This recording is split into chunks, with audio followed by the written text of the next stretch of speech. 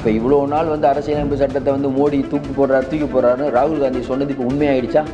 ட்விட்டரில் 3 ஹேண்டில் போடுறாரு. என்ன ஐயா நாங்களாம் அப்படி பண்ணலை, நாங்கள் அம்பேத்கருக்கு ரொம்ப விசுவாசி சொல்கிறாங்களே, நானும் நம்ம வண்டியில் ஏறுவாங்களே, அந்த மாதிரி. இவர்கள் வரலாறை படிக்கவில்லை, இவர்கள் திருந்த மாட்டார்கள். கண்டிப்பாக மக்கள் திருத்துவார்கள், கண்டிப்பாக காலம் வரும். இந்த ஒரு வீடியோ பாருங்கள், இந்த வீடியோ இவ்வளோ மோசமாக பேசியிருக்காரு அப்படிங்கும்போது அது வெகுஜன மக்கள்கிட்ட போகுங்கிற பயம். இந்தியா முழுக்க தெரியும், பிஜேபி தான் இந்த சிறுபான்மை மக்களையும் பட்டியலின மக்களையும் சிறுமைப்படுத்திட்டு இருக்கிறதுங்க உலகத்துக்கே தெரியுமே. அது எப்படி நீங்கள் இல்லைன்னு மறுப்பீங்க? வணக்கம். நம்ம சேனலுக்கு தொடர்ந்து ஆதரவளித்து கூட இருக்கும் நல்ல உள்ளங்களுக்கு நன்றி. நாடாளுமன்ற கூட்டத்தொடரில் இப்படி ஒரு சம்பவம் நடக்கும்னு பிஜேபியும் நினைக்கல, அமித்ஷாவும் நினைக்கல. அமித்ஷாவுடைய அரசியல் வாழ்க்கையில் மிகப்பெரிய ஒரு கரும்புள்ளி ஆடி போயிட்டாருன்னே சொல்லலாம்.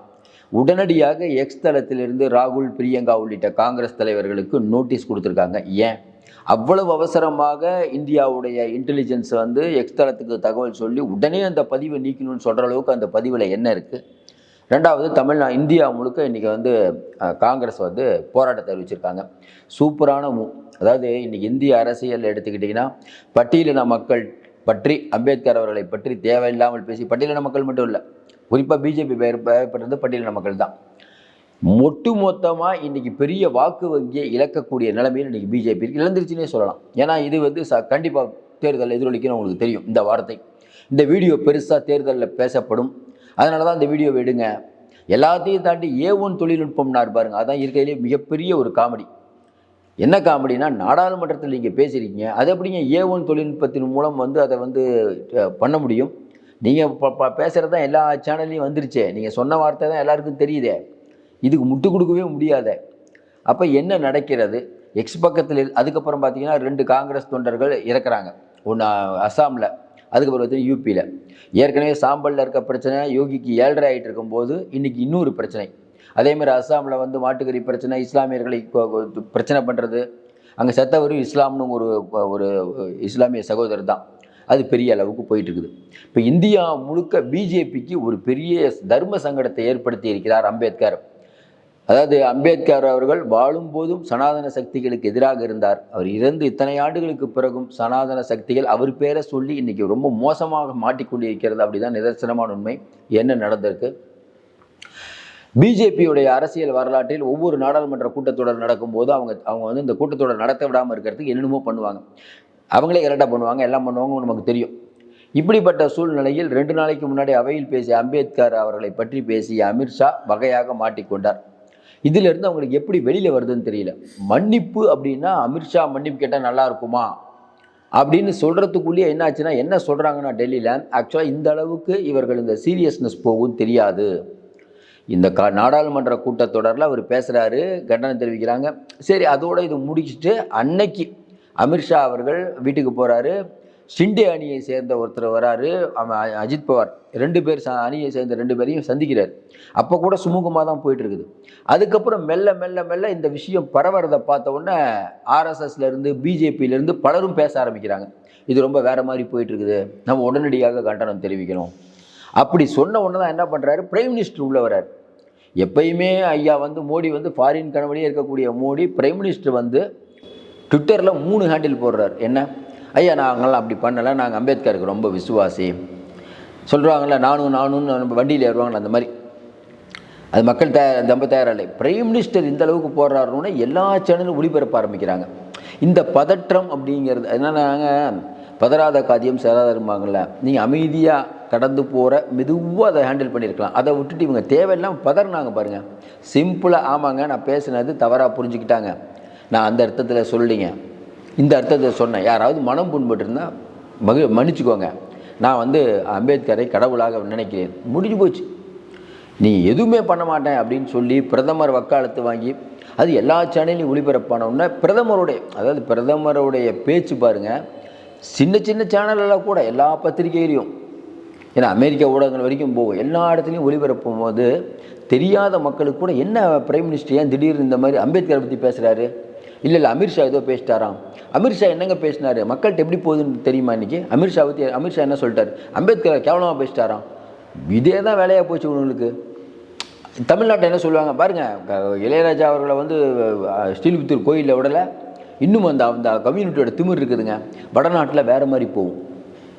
இப்படி மாறி மாறி மாறி பேசும்போது பிஜேபிக்கு தகவல் வருது. ஆர்எஸ்எஸ் தகவல் சொல்லுது, உள்ளே இருக்கவங்களும் தகவல் சொல்கிறாங்க, குறிப்பாக உளவுத்துறை. இல்லைங்க, இந்தியா முழுக்க பிஜேபிக்கு இந்த பிரச்சனையில் கொஞ்சம் இல்லை பெரிய பின்னடை வந்துருச்சு, ஏதாவது பண்ணி மேக்கப் பண்ணுங்க. உடனே ஐயா இவ்வளோ நாள் சொல்லாமல் A1 தொழில்நுட்பங்கிறார். A1 தொழில்நுட்பத்தை பயன்படுத்தி இந்திய உள்துறை அமைச்சரை பற்றி ஒரு அவதூறு கிளப்புனா சும்மா விடுவீங்களா?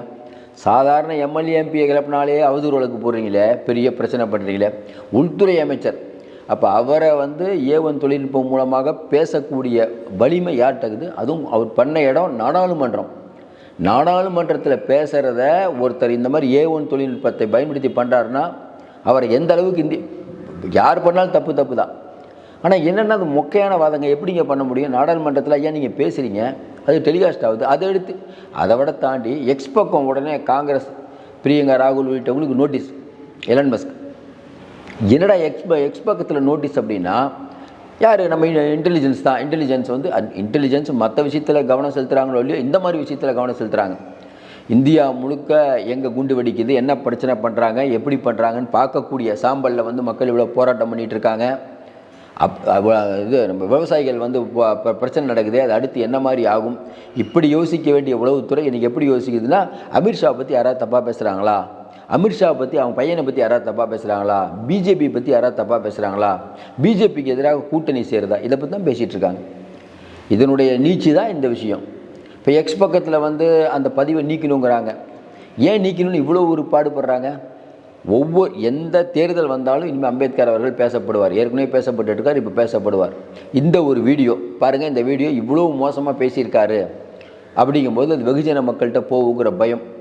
எக்ஸ் பக்கம் இவங்க சொன்னோன்னு நீக்கிடுமா அப்படின்னா அதெல்லாம் நீக்காது. இப்போ நோட்டீஸ் கொடுத்துருக்காங்க. இப்போ பிரியங்கா காந்தி ராகுல் காந்தி நோட்டீஸ் கொடுத்துட்டாங்க. நோட்டீஸ்க்கு அவங்க பதிலளிக்க போகிறாங்க. நோட்டீஸ் கொடுத்ததன் விளைவாக இந்த பிரச்சனையை இன்னும் பூதாகரமாக்குவது. தொடர்ந்து நம்ம சொல்கிறோம், பதட்டத்துக்கு மேலே பதட்டம். இதுக்கு இந்த இவ்வளோ பதட்டம், ஒரே சாரின்னு சொல்லிட்டு முடிகிற பிரச்சனையை தன்னுடைய ஆணவத்தால் இவ்வளோ பெரிய பிரச்சனையாக கொண்டு வந்துட்டீங்க. இப்போ காங்கிரஸ் இந்த நாடாளுமன்ற கூட்டத்தொடரில் எல்லா விஷயமும் மழுங்கடிக்கப்பட்டது. ஒரு விஷயம் என்னென்னா, ஒரே நாடு ஒரே தேர்தல் ரொம்ப கூவிட்டு இருந்தாங்க. என்ன ஆச்சு இன்றைக்கி? அதெல்லாம் விடுங்க, ஒரே நாடு ஒரே தேர்தலாக இருக்கட்டும், முதல்ல இந்த மேட்டருக்கு பதில் சொல்லுங்கன்ட்டாங்க. இப்போ இன்றைக்கி ஒத்திவைப்பு தீர்மானம் கொண்டு வந்துட்டாங்க காங்கிரஸ். அம்பேத்கரை பற்றி இழிவாக பேசிய, அதை விட கார்கே அவர்கள் சொன்னது உடனே அவரை பதவியிலிருந்து தூக்கணுன்ட்டு. இப்போ கார்கேட்ட என்ன பண்ண போகிறீங்க? இவ்வளவு நாள் அமைதியாக இருக்கக்கூடிய மோடி அமித்ஷாலாம் போய் எதுக்கு ராகுல் காந்தியை பார்க்குறீங்க? நம்மை பொறுத்த நிறைய பேர் சொல்கிற மாதிரி ராகுல் காந்தியை பார்க்கணும். பார்த்துட்டு ராகுல் காந்தி ரொம்ப தெளிவாக சொல்லிட்டார். அதுபடி ராகுல் காந்தி எப்படி பின்வாங்குவார்? இப்போ ராகுல் காந்தியை ஒரு பக்கம் பார்க்குறீங்க, இன்னொரு பக்கம் அவருக்கு எக்ஸ் தளத்துலேருந்து நோட்டீஸ் அனுப்பி வைக்கிறீங்க. இதெல்லாம் தெரியாதா? அதிகார மமதையில் நீங்கள் என்ன வேணால் பண்ணலான்னு நினைக்கிறீங்க. அதிகாரம் ஒரு அளவுக்கு தான் மக்களை ஆட்டி வைக்கும். மக்கள் கிளர்ந்தெழுந்தால் அதனுடைய புரட்சி அப்படிங்கிறது பெருசாகும். அது ஆட்சியாளர்கள் புரிந்து கொள்ள வேண்டும். இவங்க புரிஞ்சுக்கல. எப்பயுமே ஆட்சியாளர்கள் புரிஞ்சுக்க மாட்டாங்க. ராஜபக்சே புரிஞ்சுக்கிட்டாரா? இவங்க நம்ம வங்காளதேசத்தில் புரிஞ்சுக்கிட்டாங்களா? சிரியா அதிபர் புரிஞ்சுக்கிட்டாரா? அவங்களுக்கு தெரியாதுங்க. கடைசியில் எல்லாம் முடிஞ்சு போனதுக்கப்புறம் தான் தெரியும். அதுவரை இவர்களுக்கு கண்ணை மறைத்திருப்பார்கள். இது ஒரு பக்கம் போயிட்டு இருக்கும்போது இந்தியா முழுக்க இன்றைக்கி என்ன நிலவரம்? ஒரு பக்கம் அம்பேத்கர் அவர்கள் காங்கிரஸுக்கு எதிரானவர்கள்ங்கிறாங்க. அம்பேத்கர் அவர்கள் காங்கிரஸுக்கு இவங்க ரெண்டு விஷயம். அம்பேத்கர் அம்பேத்கரை இதை விட்டு பண்ணிட்டாங்க. அம்பேத்கரை தோற்கடித்தது காங்கிரஸ்னு.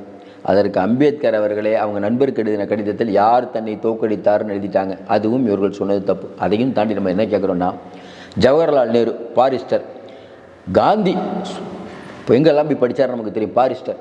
இப்படி சட்ட நிபுணர்கள்லாம் பெரிய ஒரு சட்ட நிபுணர்கள் அறிவார்ந்த சமூகம் இருக்கக்கூடிய அந்த நாட்களில் அம்பேத்கர் அவர்களிடம் அரசியல் நிர்ணய சபையை எழுத சொன்னது யார்? காங்கிரஸ் தானே. அப்போ காங்கிரஸ் கவர்மெண்ட் தான் இருந்தது. ஒருவேளை காங்கிரஸ் தடுத்திருந்தால் இந்த அரசியலமைப்பு சட்டத்தை அம்பேத்கர் அவர்களால் எழுதியிருக்க முடியுமா? இந்த மாதிரி ஒரு அற்புதமான விஷயம் நமக்கு கிடைச்சிருக்குமா? இதை கூட சரியாக சில அறிவியலிகள் பேசுகிறாங்க. அம்பேத்கர் அவர்களை காங்கிரஸ் சிறுமைப்படுத்தி விட்டது. இந்தியா முழுக்க தெரியும், பிஜேபி தான் இந்த சிறுபான்மை மக்களையும் பட்டியலின மக்களையும் சிறுமைப்படுத்திட்டு இருக்கிறதுங்க உலகத்துக்கே தெரியுமே. அது எப்படி நீங்கள் இல்லைன்னு மறுப்பீங்க? சவார்கர் என்ன சொன்னார்? சவார்கருக்கும் அம்பேத்கர் சவார்கரை ஏற்றிட்டாரா? அம்பேத்கர் கடைசியாக சொன்னது நீங்கள் அழுத்தமாக மக்கள்கிட்ட போய் சொல்லணுங்க, இந்துக்களே ஒன்று கூடுங்கள், நான் இந்துவாக சாவக்கூடாது சொன்னது யார்? அண்ணல் அம்பேத்கர் அவர்கள். பல பேரை கூட்டிகிட்டு பௌத்தத்துக்கு மாறினாருங்க. அப்படி இந்து மதத்தில் இருக்கக்கூடிய அந்த அடக்குமுறை, கருவறைக்குள்ள நுழைய முடியும், நிறையா சொல்லிக்கிட்டே போகலாம். உயர் ஜாதியில் இருக்கும். அது வெளிப்படையாக பெண்களுக்கு எதிரான ஒரு மனநிலை. இதுவெல்லாம் தானங்க கோபம் கொள்ள வைத்தது. இன்னும் கூட இப்போ கூட நம்ம வந்து திராவிட இயக்கங்கள் வந்து தமிழ்நாட்டுக்கு ஒன்றுமே பண்ணலன்னு சொன்னாலும் திராவிட இயக்கங்கள் ஏதோ ஒன்று பண்ணதுனால தான் இன்றைக்கும் சமூக நீதி தந்தை பெரியார் அவர்களை ஏங்க நம்ம போட்டுறோம். தந்தை பெரியார் அவர்களை சில பேர் கூட போட்டுறாமல் இருக்காங்க, சில பேர் தான். அது யாருங்கிறது நமக்கு இந்திய மக்களுக்கு தெரியும், தமிழ்நாட்டு மக்களுக்கு விவரமாக தெரியும். ஏன் தந்தை பெரியார் போற்றப்படுகிறார்? கடவுள் இல்லைன்னு சொன்ன பெரியாருக்கு தமிழகம் முழுக்க சிறைகள் இருக்குது. இன்றைக்கும் அவர் பேரை சொல்லாமல் நம்ம அரசியல் பண்ண முடியலையே. அந்த ஒரு கொள்கை மட்டும்தானா, கடவுள் இல்லைங்கிற ஒரு கொள்கை மட்டும்தானே தந்தை பெரியார் சொன்னார். தந்தை பெரியார் சொன்னது தான், அதாவது நம்ம இந்த அதான் நம்ம என்ன சொல்கிறோம், தந்தை பெரியாரே இவங்களாம் மோசமாக பேசும்போது நம்ம என்ன சொல்கிறது? இன்னும் குறிப்பாக நம்ம சொல்லணும்னா இன்றைக்கி இருக்கக்கூடிய நிலைமையில் எக்ஸ் பக்கத்தில் நோட்டீஸ் அப்படிங்கிறது இது பிரச்சனையை மேலும் பூதாகரமாக்கும். இந்த நாடாளுமன்ற கூட்டத்தொடரை பொறுத்த வரைக்கும் ஒன்று நல்லா தெரியுது, யார் ஸ்கோர் பண்ணியிருக்காங்கன்னா சத்தமே, அதாவது யோசிக்காமல் சொல்லுவீங்க, இந்தியா கூட்டணி தாங்க அடித்து இந்த ஒரு மேட்ரு கிடைச்சது, சரியான மேட்ரு. இப்போ நீங்கள் எப்படிங்க பேச முடியும்? இந்தியா முழுக்க போராட்டம். இப்போ நீங்கள் காங்கிரஸ் அறிவிச்சிட்டாங்கல்ல, அந்தந்த ஊரில் அந்தந்த கட்சி பண்ணும், சூப்பராக பண்ணும். இப்போ இதை வந்து பிஜேபியால் அதாவது மேட்ரு வந்து நிறைய இருக்குது, இது மேட்ரு நிறைய காங்கிரஸுக்கு கிடைக்குது இவங்க பண்ணுற அட்டூழியம். ஆனால் இந்த மேட்ரு வந்து வலுவான மேட்ரு. இதனால் வந்து என்னென்னா இவங்களால் ஒன்றுமே பண்ண முடியல. ஆனால் அவங்க என்ன நினச்சாங்க, அப்படி ஒரே நாடு ஒரே தேர்தல் வச்சு அதானி மேட்டரெல்லாம் மறைச்சு அப்படியே காங்கிரஸால் தான் அந்த வந்து நாடாளுமன்றம் முடங்கிருச்சுன்னு சொல்லலாம்னு நினச்சாங்க.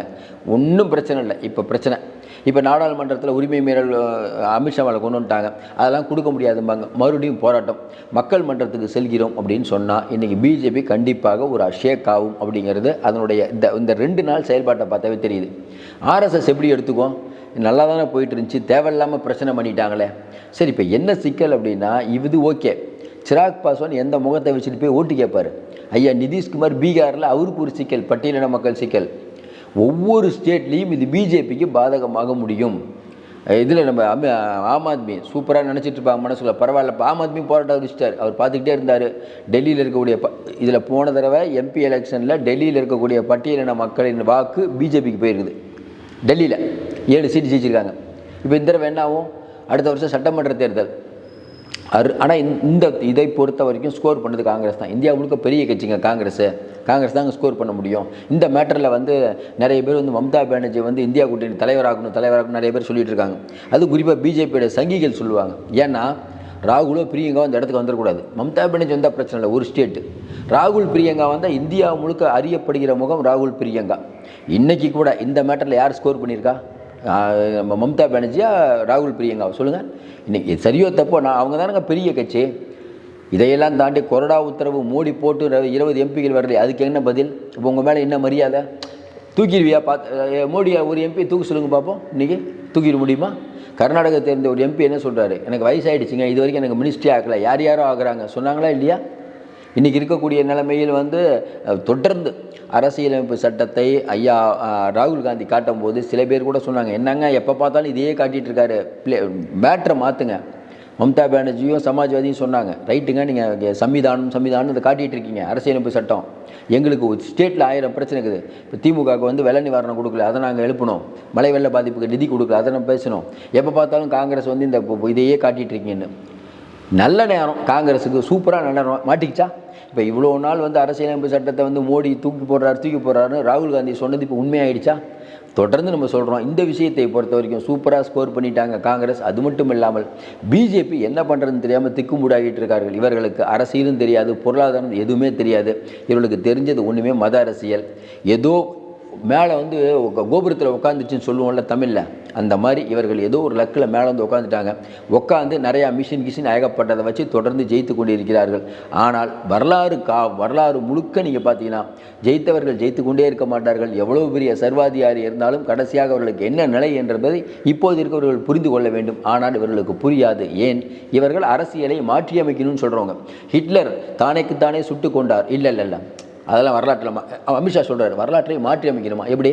ஹிட்லர் அவர்கள் நல்லடக்கம் செய்யப்பட்டார். மக்கள் ஏகோபித்த ஆதரவுடன் குண்டுகள் முழங்க அவர் நல்லடக்கம் செய்யப்பட்டார்.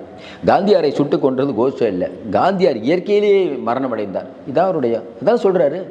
வரலாறை தெரியாதவர்களை பற்றி நம்ம என்ன பேசுறது? வரலாறை படித்தால்தான் பின்னால் வரலாறு தங்களுக்கு திரும்பும் என்று தெரியும். இவர்கள் வரலாறை படிக்கவில்லை, இவர்கள் திருந்த மாட்டார்கள். கண்டிப்பாக மக்கள் திருத்துவார்கள். கண்டிப்பாக காலம் வரும். மீண்டும் சந்திப்போம். நன்றி, வணக்கம்.